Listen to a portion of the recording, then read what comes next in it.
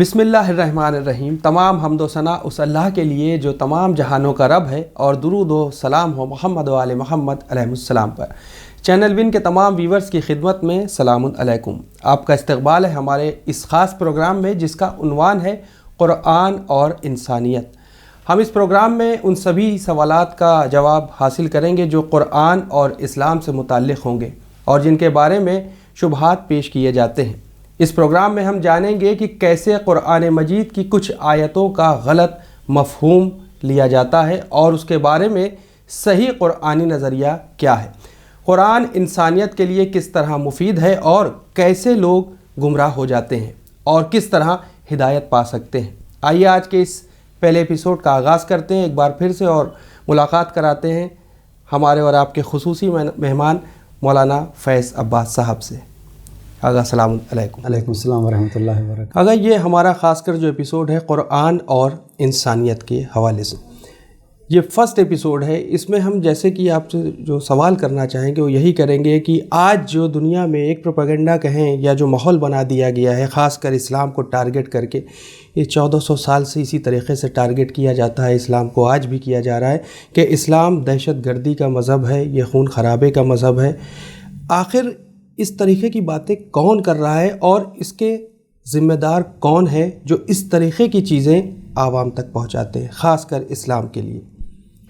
اعوذ باللہ من الشیطان اللعین الرجیم، بسم اللہ الرحمن الرحیم، الحمد للہ رب العالمین، الصلاۃ والسلام علی سید الانبیاء والمرسلین وعلی اہل بیتہ الطیبین الطاہرین ولعنۃ اللہ علی اعدائہم اجمعین، اما بعد فقد قال اللہ سبحانہ تبارک و تعالی فی محکم کتابہ الحکیم، بسم اللہ الرحمن الرحیم، والتین والزیتون وطور سینین وہذا البلد الامین لقد خلقنا الانسان فی احسن تقویم۔ سب سے پہلے میں شکریہ ادا کرنا چاہوں گا اپنی طرف سے ون چینل کے ذمہ داران اور ان کی پوری ٹیم اور بالخصوص آپ کا کہ ایک بار پھر آپ نے مجھے موقع دیا کہ میں اپنے محبین کے ساتھ اور علم دوست اور مذہب دوست انسان پسند افراد کے سامنے ایک بار پھر میں حاضر ہوں۔ اسلام کو بدنام کرنے کے لیے جس طرح سے استعماری اور استثماری طاقتیں انٹرنیشنل لیول پر اپنے کاموں میں لگی ہوئی ہیں اس کو انکار نہیں کیا جا سکتا۔ حالانکہ صرف یہی کہہ دینا کہ انٹرنیشنل لیول پر ایک سازش ہو رہی ہے اور لوگ ہمارے خلاف ہیں یہ کافی نہیں ہوگا، بلکہ کافی حد تک مسلمانوں کا اپنا کردار اور ان کی اپنی سیرت اور ایک تاریخ، خونریز تاریخ جو ان کی رہی ہے، اس کی وجہ سے یہ سب کہنے کو ملتا ہے اور اس کا موقع دشمنوں کو مل جاتا ہے۔ پہلا جواب جو میں اس کا دینا چاہوں گا وہ یہی ہے کہ دیکھیے، میں بات صرف اسلام کی نہیں کرتا، کسی بھی دین، کسی بھی مذہب کی اگر بنیاد وحشت گری پر ہوگی، خون خرابے پر ہوگی تو وہ کبھی کامیاب نہیں ہو سکتا۔ میں بات اسلام یا قرآن کی نہیں کرتا، کوئی بھی دین ہوگا اگر وہ خونریزی کی طرف دعوت دے گا، لوگوں کو مارنے اور کاٹنے کی تعلیم دے گا تو ہو سکتا ہے کہ ایک مدت معین تک کے لیے اس کا استقبال کیا جائے، 100 برس، 50 برس، 200 برس، مگر بہت لمبے زمانے تک اس کو فالو نہیں کیا جا سکتا۔ کیوں؟ کیونکہ یہ بات خونریزی فطرت کے خلاف ہے، اور جو کام انسان کی فطرت کے خلاف ہوگا اس کو زبردستی تو آپ کروا سکتے ہیں، دل سے اس عمل کو نہیں انجام دلوا سکتے ہیں۔ مثال کے طور پر اسلام کی بات نہیں کرتا ہوں، کوئی بھی دین اگر صرف کسی دوسرے مذہب والے کو اس وجہ سے قتل کرنے کا حکم دے کہ وہ اس کا مذہب والا نہیں ہے، مثال کے طور پر کہ اگر اسلام یہ تعلیم دیتا ہے، اگر میں کہہ رہا ہوں کہ جیسا اس طرح سے لوگ سمجھتے ہیں کہ اگر یہ اسلام کہے کہ جو بھی دین اسلام کو نہیں مانتا اس کو قتل کر دو، تو آپ خود سوچیں کہ آپ ایک انسان کی حیثیت سے کیا اس بات کو قبول کریں گے کہ کوئی ایک دین یہ آپ سے بتاتا ہے کہ آپ فلاں کو قتل کر دیجئے کیونکہ وہ آپ کا دین والا نہیں ہے۔ ہو سکتا ہے کہ آپ تلوار اٹھا کے کسی کو قتل بھی کر دیں، مگر ذہنی طور پر اس بات کو آپ کبھی قبول نہیں کر سکتے ہیں کہ ایک بے خطا انسان کو صرف اس بنیاد پر قتل کر دیا جائے کہ وہ آپ کے مذہب کا نہیں ہے۔ تو کسی بھی دین، اور یہ ہوتا ہے، کیوں ہوتا ہے وہ میں بیان کروں گا، کسی بھی دین کے اندر خونریزی کی اجازت نہیں ہے۔ قرآن کریم جس کے لیے ہم مسلمانوں کا عقیدہ یہ ہے کہ یہ آخری ہدایت کی کتاب ہے، اور اس کے اندر پروردگار نے اسلام کے ماننے والے یا اسلام سے دور رہنے والے تمام لوگوں کے لیے کچھ قوانین بنائے ہوئے ہیں۔ اگر ایک ایسی کتاب کہ جو دنیا کے اندر نہ صرف انسان بلکہ حیوانوں کے بھی حقوق کی رعایت کرتی ہو، بلکہ یہی قرآن کریم ہے جو ہم کو یہ بھی بتاتا ہو کہ تمہارے گھر کے اندر جو پرندے رہتے ہیں، تمہارے گھر کے اندر جو جانور رہتے ہیں، ان کے کیا حقوق ہیں، ان کے ساتھ تمہیں کیسے زندگی گزارنا ہے۔ وہی قرآن اور وہی تعلیمات اسلامی جو ہمیں اس بات کی دعوت دیتی ہیں کہ ہرے پیڑوں کو نہ کاٹا جائے۔ جو قرآن ہمیں یہ سکھاتا ہے کہ بوڑھوں کے اوپر حملہ نہ کیا جائے، عورتوں کے اوپر حملہ نہ کیا جائے، بچوں کے اوپر حملہ نہ کیا جائے، وہ قرآن کیسے یہ کہہ سکتا ہے کہ کسی بھی ایک ایسے انسان کو قتل کر دیا جائے کہ جو تمہارے دین کو نہیں مانتا؟ قرآن کی کسی بھی آیت سے آپ یہ ثابت نہیں کر سکتے کہ قرآن نے خونریزی کی دعوت دی ہو۔ البتہ قرآن کے علاوہ جو دوسری کتابیں آپ کو دیکھنے کو ملتی ہیں جو قرآن کے مقابلے پر ہیں، جس وقت آپ ان کا مطالعہ کریں گے تو آپ کو بظاہر یہ دیکھنے کو ملے گا کہ جو اصل وہ کتابیں تھیں تو ان کو تو ختم کر دیا گیا، اس لیے کہ توریت، زبور اور انجیل جو اللہ کی طرف سے کتابیں آئی تھیں ان کے اندر کہیں خوریزی کا اور قتل و غارت گری کا حکم نہیں تھا، وہ کتابیں غائب کر دی گئیں۔ ان کے ماننے والوں نے اپنی کتابوں کو بدلا اور ایسی ایسی باتیں آج ان کتابوں میں ملتی ہیں کہ جن کو پڑھنے کے بعد کوئی بھی انسان شرمندہ ہو جائے گا۔ اب میں آپ کو دلیل کے لیے تو تین باتیں پیش کرنا چاہتا ہوں۔ اگر یہ کہا جائے کہ اسلام کے اندر قتل کی باتیں ہوتی ہیں، غارت گری کی باتیں ہوتی ہیں اور کسی دین میں باتیں نہیں ہیں ایسی، تو پہلے تو اس کو قرآن میں یہ دکھانا ہوگا کہ کہاں کہاں پر قتل کی بات ہوتی ہے اور کہاں غارت گری کی بات ہوتی ہے۔ لیکن موجودہ توریت جو اولڈ ٹیسٹامنٹ میں 5 حصے کہلاتے ہیں، اس میں چونکہ میرے پاس اردو ورژن ہے اور میں اسی سے پڑھنا چاہوں گا، کہاں کہاں پر قتل کے بارے میں توریت میں ذکر ہوا ہے آج کی توریت میں۔ البتہ میں پھر کہہ رہا ہوں یہ اصل توریت میں نہیں رہا ہوگا، بعد میں ان کے ماننے والوں نے اپنی دل کی باتوں کو اس کتاب میں شامل کیا۔ تو اب کیا کیا ہے؟ کتاب احبار باب نمبر 7 آیت نمبر 25، آیت سے مراد نشان اور سینٹنس۔ آیت نمبر 25 میں کیا آتا ہے؟ کیونکہ جو کوئی ایسے جانور کی چربی کھائے جسے لوگ آتشین قربانی کے طور پر خداوند کے حضور چڑھاتے ہیں، وہ کھانے والا آدمی اپنے لوگوں میں سے کاٹ ڈالا جائے۔ یہ وہ لفظ ہے کہ جو آج کی اردو توریت میں آپ کو دیکھنے کو ملے گا۔ میں اس سیریز میں جہاں جہاں بھی جو بھی باتیں کروں گا اس کا پورا ذمہ دار ہوں۔ بالکل، کوئی اگر سوال آتا ہے آپ کی طرف سے یا ویورز کی طرف سے تو میں اس کا جواب دینے کے لیے حاضر ہوں۔ آج جو مسیحیت کی طرف سے توریت چھپتی ہے اس میں یہ لفظ آپ کو دیکھنے کو ملیں گے، میں نے ہو بہو وہی اتارے، کاٹ ڈالا جائے۔ آگے پڑھتے ہیں، اور تم اپنی سکونت گاہوں میں کہیں بھی کسی طرح کا خون، چاہے پرندے کا ہو یا چوپائے گا، ہرگز نہ کھانا۔ جو کوئی کسی طرح کا خون کھائے وہ شخص اپنے لوگوں میں سے کاٹ ڈالا جائے۔ دین اور اسلام نے کہیں بھی ہم کو یہ نہیں سکھایا ہے کہ اگر کوئی انسان اس چیز کو کھائے تو اس کو قتل کر دو۔ حتیٰ ہمارے اسلام میں شراب کو حرام قرار دیا گیا ہے، مردے کے گوشت کو کھانا حرام قرار دیا گیا ہے، سور، کتا جیسے جانور جن کو نجس کہا گیا ہے ان کا گوشت حرام ہے۔ مگر آپ کو قرآن کی ایک آیت ایسی نہیں ملے گی جہاں پر یہ حکم دیا جاتا ہو کہ جو سور کو کھا لے اس کو قتل کر دو، جو شراب پی لے اس کو قتل کر لو، یا جو مردے کا گوشت کھا لے اس کو قتل کر دو۔ کوئی بھی آیت ایسی نہیں ملتی ہے۔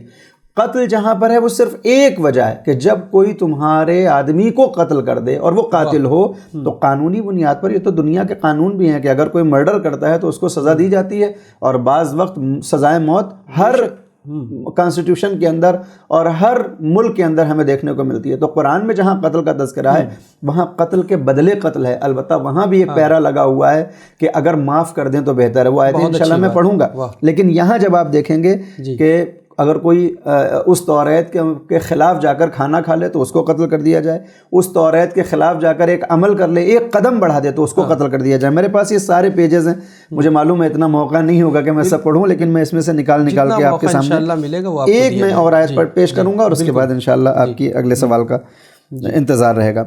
احبار باب نمبر 25 آیت نمبر 10، آپ اس کو دیکھیں، 10 سے 15 کے بیچ میں جب آپ پڑھیں گے، اور جو شخص دوسرے کی بیوی سے یعنی اپنے ہمسایہ کی بیوی سے زنا کرے وہ زانی اور زانیہ دونوں ضرور جان سے مار دیے جائیں۔ یعنی یہ توریت کا قانون ہے کہ اگر کوئی زنا محسنہ کرتا ہے تو زنا کرنے والے مرد کو بھی اور اس عورت کو بھی قتل کر دیا جائے۔ اگر یہی قانون قرآن بتا رہا ہے تو قرآن کو جب پڑھ رہے ہیں تو کہہ رہے ہیں کہ یہ جو ہے وہ دہشت گردی کا مذہب ہے، یہ قتل و غارت کا مذہب ہے۔ توریت کے اندر وہی بات آتی ہے تو یہ امن اور امان کا مذہب ہے۔ یہ کس نے طے کیا ہے؟ یہ آج کی جو سپریم طاقتیں جو اپنے آپ کو کہتی ہیں وہ اپنے دھبوں کو چھپانے کے لیے دوسرے کے سفید دامن کو داغدار کرنا چاہتی ہیں۔ بالکل صحیح آپ نے کہا۔ لہٰذا قرآن میں کہیں بھی قتل و غارت گری کی باتیں ویسے نہیں ملیں گی جیسے بیان کرنا چاہتے ہیں لوگ۔ تو اگر یوں ہم کہہ سکتے ہیں کہ بہت سارے کچھ ایسے بھی تو لوگ ہیں جو لبادہ جو اوڑھے ہوئے ہیں، خاص کر مسلمانی بھیس اوڑھ کر اس طریقے کی دہشت گردی انجام دے رہے ہیں، ان کے بارے میں آپ کا کیا خیال ہے؟ اس کے دیکھیے دو جواب ہیں، ایک جواب حلی ہے اور ایک جواب نقضی ہے۔ جواب حلی یعنی کسی سوال کو حل کرنے کا ایک طریقہ ہوتا ہے، اور جواب نقضی یہ ہوتا ہے کہ آپ سوال کریں تو پلٹ کے میں بھی آپ سے ایک سوال کروں اور دونوں کا جواب بالکل نہیں ہوتا، اور وہ ایک سوال دوسرے سوال کا جواب بنتا ہے۔ جی بالکل آپ نے صحیح کہا ہے کہ آج مسلمانوں کے بھیس میں قتل و غارت کرنے والے افراد قرآن کا نام لے کر دہشت گردی پھیلا رہے ہیں۔ ہم نے دیکھا ہے افغانستان سے پاکستان اور پاکستان سے ہندوستان اور ہندوستان سے ایران اور عراق، پوری دنیا کے اندر آج کا لا الہ الا اللہ کہنے والا اپنے آپ کو مسلمان کہتا ہے، لمبی داڑھی رکھتا ہے، اونچا پیجامہ پہنتا ہے، یعنی وہ اللہ اکبر کہتا ہے، یعنی بظاہر سنت میں ڈوبا ہوا شخص دکھائی دیتا ہے، مگر وہی ہے جو مسجد کے اندر بلاسٹ کر رہا ہے، امام بارگاہ کے اندر بلاسٹ کر رہا ہے۔ تو لوگ یہ دیکھتے ہیں تو سوچتے ہیں کہ یہ تو دیندار شخص کر رہا ہے، لہٰذا اس کا دین اس کو سکھاتا ہوگا۔ اس کا جواب نقضی یہ ہے کہ کیا صرف دین کا لبادہ اوڑھ کر غلط کام کرنے والے مسلمانوں میں ہی پائے جاتے ہیں اور کہیں نہیں پائے جاتے؟ کیا آپ گارنٹی لیتے ہیں کہ کوئی بھی آج تک مسیحی لباس پہنا ہوا شخص گناہ کرتا ہوا نہیں دیکھا گیا؟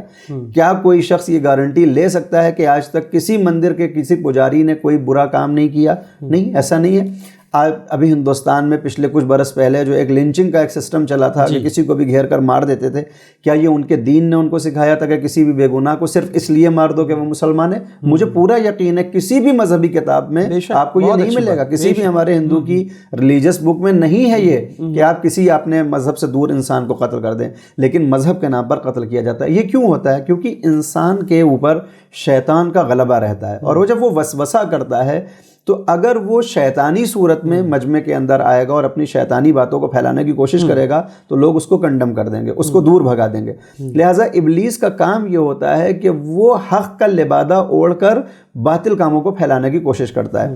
لہٰذا اس ابلیس نے آج مسلمانوں کو اپنا چارہ بنایا ہوا ہے کہ دین کے نام پر، اسلام کے نام پر، قرآن کے نام پر وہ کام کرتے ہیں جو قرآن کے خلاف ہے۔ اسی طرح سے جیسے آئے دن ہم کو خبریں ملتی رہتی ہیں کہ کلیسا کے اندر ایک پادری نے غیر انسانی فعل کو انجام دیا، میں نام نہیں لے سکتا، جس طرح سے کلیسا بدنام ہے کہ بچوں کے ساتھ زیادتیاں ہوتی ہیں، ننوں کے ساتھ، ننس کے ساتھ کیا کیا ہوتا ہے، تو کیا کوئی یہ کہہ سکتا ہے کہ مسیحیت کا جو دین ہے وہ یہ سکھاتا ہے کہ بچوں کے ساتھ زیادتی کی جائے؟ کیا کوئی آج کی انجیل یہ سکھاتی ہے کہ جو اندر وہ رہتے ہیں پادری وہ اس طرح کے غیر اخلاقی کام کریں؟ ہرگز نہیں سکھاتی، کوئی بھی مذہبی کتاب نہیں سکھاتی، مگر اس کے کرنے والے، اس کے ماننے والے وہ فعل انجام دیتے ہیں۔ اسی طرح سے یہ مسلمان ہیں جن کو میں نادان بھی نہیں کہوں گا، یہ شیطان کے اعلیٰ کار ہیں۔ بعض وقت کچھ ایسے افراد اٹھتے ہیں کہ صاحب یہ نادان ہیں جو پتھر بازی کرتے ہیں دین کے نام پر اور قتل کرتے ہیں۔ نہیں، نادان نہیں ہے، یہ شیطان ہے اور ابلیس ہیں۔ بس ہوتا یہ ہے کہ یہ ابلیس قرآن کا لبادہ اوڑھ کر آتا ہے، اور یہ کوئی نئی بات نہیں ہے۔ ہم نے تاریخ میں دیکھا ہے مولا کائنات کے سامنے آنے والے جنگ صفین میں اور جنگ جمل میں یا جنگ نہروان میں جو شخص آ رہے ہیں، جو افراد آ رہے ہیں، ان کو مولا کائنات قتل کرتے ہیں جنگ کے ماحول میں۔ یہ وہی افراد ہیں جو قرآن کا لبادہ اوڑھ کر آتے ہیں، جن کے پیشانیوں کے اوپر سجدے کے نشان ہے، جن کے ہاتھوں میں تسبیح ہے۔ حتیٰ مولا کائنات نے جنگ صفین میں اپنے سپاہیوں سے یہ کہا کہ ان کے پاس جا کر قرآنی بات نہ کرنا، ان کو قرآن سے سمجھانے کی کوشش مت کرنا، اس لیے کہ قرآن تو وہ رٹے ہوئے ہیں، تم جو سمجھاؤ گے انہیں سمجھ ہی میں نہیں آئے گا۔ انہوں نے اس قرآن سے ایک اپنا ہی مطلب نکال رکھا ہوا ہے۔ وہی لوگ ہیں کہ جو آج بھی موجود ہیں اور دین کو بدنام کرنے کے لیے اسلام کا نام لے کر، مطلب ایسے لوگ ہیں کہ جو اپنے مطلب کی آیتیں نکال کے رکھ لیتے ہیں قرآن مجید میں، ہے نا، اپنا مطلب ہے تو اپنے مطلب کی سنا دیں گے، سامنے والے کی اس بھلے ہی اس کا نقصان ہو جائے، اپنا مطلب صحیح ہونا چاہیے۔ تو مثال دیتے ہیں ہم، جیسے ہمارے جیسے طالب علم مثال دیتے ہیں کہ قرآن کی ایک آیت ہے کہ لا تقربوا الصلاۃ، نماز کے قریب بھی نہ جاؤ۔ تو اب اگر کوئی یہیں پر رک جائے گا اور کہتے کہ صاحب قرآن میں لکھا ہے دیکھیے نماز کے قریب بھی نہ جاؤ، یہ بالکل لکھا ہوا ہے، مگر اس کا اگلا بھی تو ایک ورڈ ہے انتم سکارا، جب تم نشے کی حالت میں ہو۔ اب کوئی اس کو چھپا دیتا ہے اور آدھے حصے کو اپنے مفاد کے لیے پیش کر دیکھیے قرآن نے نماز کے قریب جانے کو منع کیا، میں نماز نہیں پڑھتا۔ بہت اچھی بات۔ تو اس طرح کی چیزیں بہرحال ہوتی ہیں۔ اور جیسے ہم یوں دیکھیں کہ ایک طرف اگر ہم غور کریں قرآن مجید کے علاوہ اگر یوں دیکھیں کسی اور مذہب کی کتابوں میں ہم اگر تلاشنے کی بھی کوشش کریں تو دوسرے مذہب والوں کو برا نہیں کہا گیا جتنا ایسا لوگ کہتے ہیں کہ قرآن میں کہا گیا۔ کیا یہ بات صحیح ہے یا پھر یہ ایسا ہی ہے؟ دیکھیں اس کا سیدھا سا جواب یہ ہے کہ کیا واقعی دوسری مذہب کی کتابوں نے دوسرے مذہب والوں کو برا نہیں کہا ہے؟ کیا یہ بات صحیح ہے؟ میرا اپنا جو ایک ذاتی مطالعہ ہے اور جو میرا اپنا ایک اعتقاد اور یقین ہے میرا، وہ یہی ہے کہ کوئی بھی مذہبی کتاب دوسرے مذہب والے کو برا نہیں کہتی اس طرح سے کہ وہ متنفر ہو جائے، اس لیے کہ اگر ہم دوسروں کو برا کہنے لگیں گے تو ہم اس کی بات کب سنیں گے؟ مثال کے طور پر میں اسلام کی بات نہیں کرتا، اگر میں یہ کہوں کہ انجیل میں مسلمانوں کو برا کہا گیا ہے، اگر میں یہ کہوں تو کون مسلمان ہوگا جو انجیل پڑھنے کی کوشش کرے گا؟ اگر یہ میں کہوں کہ گیتا میں مثال کے طور پر غیر ہندو افراد کو برا کہا گیا، حالانکہ بالکل ایسا نہیں، میں ایک مثال پیش کر رہا ہوں، تو کون غیر ہندو ہوگا جو گیتا پڑھنے کی کوشش کرے گا؟ تو کوئی بھی مذہب کھلے عام کسی دوسرے مذہب والے کو برا نہیں کہتا، اگر وہ برا کہتا ہے تو اس کے اپنے ذاتی عمل اور اپنے ذاتی فعل کی وجہ سے کہتا ہے۔ اب آتی ہے بات کہ ہاں قرآن کریم میں بعض وقت انسان کو پتھر سے نسبت دی گئی ہے، اس انسان کو کبھی جانور بھی کہا گیا ہے، بلکہ کہا گیا ہے کہ جانور سے بھی بدتر۔ یہ باتیں بالکل صحیح ہیں، قرآن میں اس طرح کی باتیں آپ کو کہیں کہیں دیکھنے کو ملتی ہیں، وہ جیسے بھی آپ نے پہلے سوال میں اشارہ کیا بھی۔ اچھا، اس کا سبب کیا ہے، کیوں آتے ہیں یہ الفاظ؟ اس لیے کہ قرآن کریم ہدایت کی کتاب، ہدایت کی کتاب ہے۔ دلیل کیا ہے کہ جب ہم پڑھتے ہیں قرآن کریم کو تو پہلے ہی چیپٹر میں ہم کہتے ہیں الف لام میم ذالک الکتاب لا ریب فیہ ھدی للمتقین، یہ وہ کتاب ہے جس میں شک نہیں ہوتا، شک نہیں کیا جا سکتا، یہ متقین کے لیے ہدایت ہے۔ ایک جگہ قرآن میں آتا ہے ھدی للناس، یہ کتاب انسانوں کے لیے ہدایت ہے۔ تو اب قرآن کا اصلی کام ہے ہدایت، انسان کو صحیح راستے پر لانا۔ اس صحیح راستے پر لانے کے لیے قرآن کریم جو بھی راستہ اختیار کرتا ہے اس راستے میں کبھی کبھی سخت الفاظ بھی استعمال کرنے پڑتے ہیں۔ میں آپ کو دلیل دوں، مثلاً آپ اپنے بچے کو اسکول میں ایڈمٹ کرتے ہیں، ایڈمیشن دلاتے ہیں تاکہ وہ ایک اچھا شہری، ایک اچھا ناگرک، ایک اچھا انسان بن جائے۔ آپ اپنے بچے کو ایڈمیشن کرواتے ہیں، ایک مہینے کے بعد کوئی آپ کا جاننے والا، آپ کا دوست آپ کے بچے کے اسکول میں جاتا ہے اور وہ کیا دیکھتا ہے کہ وہاں کا ایک ٹیچر آپ کے بچے کو مرغا بنا کے، جیسے ہوتا تھا اسکولوں میں، اب تو وہ ختم ہو گیا، مرغا بنائے ہوئے ہے اور اس کے اوپر اس نے ایک اینٹ رکھی ہوئی ہے جیسے ہوتی تھیں پرانی سزائیں۔ اس شخص نے یہ دیکھا کہ آپ کے بیٹے کو وہاں مرغا بنایا ہوا ہے، وہ دوڑتا ہوا آپ کے پاس آیا کہ یہ بتاؤ تم نے اپنے بچے کو اسکول میں کیوں ایڈمٹ کیا ہے، کیوں ایڈمیشن دلایا؟ تو آپ کہیں گے بھائی اس کو ایک اچھا انسان بنانے کے لیے۔ اب وہ اگر کہے کہ صاحب تم نے تو اپنے بچے کو انسان بنانے کے لیے بھیجا ہے، وہاں میں دیکھ کے آیا ہوں اس کو مرغا بنایا جا رہا ہے، اس کے مرغا بنا کر اس کے اوپر ایک اینٹ رکھی ہوئی ہے۔ جس وقت ہم کو یقین ہے کہ ہم نے اپنے بچے کو ایک اچھا انسان بننے کے لیے اسکول کے حوالے کیا ہے، تو اب بعض وقت یہ اسکول ہمارے بچے کو تنبیہ بھی کرے گا، بعض وقت سزا بھی دے گا، بعض وقت اس کو مرغا بھی بنائے گا، بعض وقت اس کے چھڑی بھی مارے گا۔ مقصد کیا ہے ان ساری چیزوں کا؟ کہ یہ ایک اچھا ضابطے بند یعنی قانون کو ماننے والا انسان بنے۔ اس انسان کے بننے میں کبھی کبھی سختی، تنبیہ اور سزاؤں کی بھی ضرورت پڑے گی جو وہ دیتے ہیں۔ قرآن کریم کا بھی معاملہ یہی ہے۔ قرآن کریم چاہتا ہے کہ جس انسان کو ہم نے اپنا خلیفہ بنا کر بھیجا ہے، انی جاعل فی الارض خلیفہ، میں زمین پر خلیفہ بنا رہا ہوں، حضرت آدم کو خلیفہ بنایا، انی اولاد آدم، انسان کو پروردگار نے خلافت دی ہے۔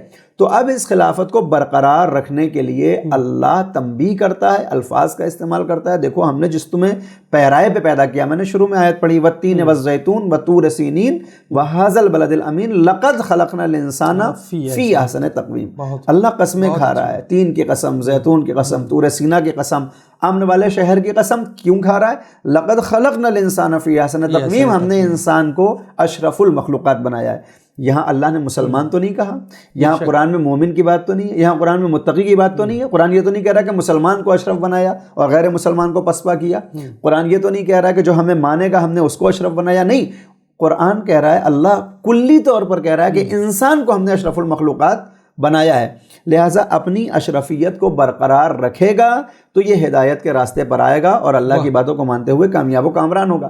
لیکن اگر یہ اپنے اشرف ہونے کو محفوظ نہ کر سکے اور وہ کام کرنے لگے جو اس سے بدتر لوگ کرتے ہیں، یعنی حیوانی کام کرنے لگے، تو اب یہ تو ہمارے معاشرے میں کہا جاتا ہے جب کوئی انسان کوئی غلط کام کرتا ہے تو ہم کیا کہتے ہیں؟ یہ تو درندہ ہو رہا ہے، یہ تو وحشی جانور ہے، یہ تو ہمارے ماحول میں رہنے کے لائق نہیں۔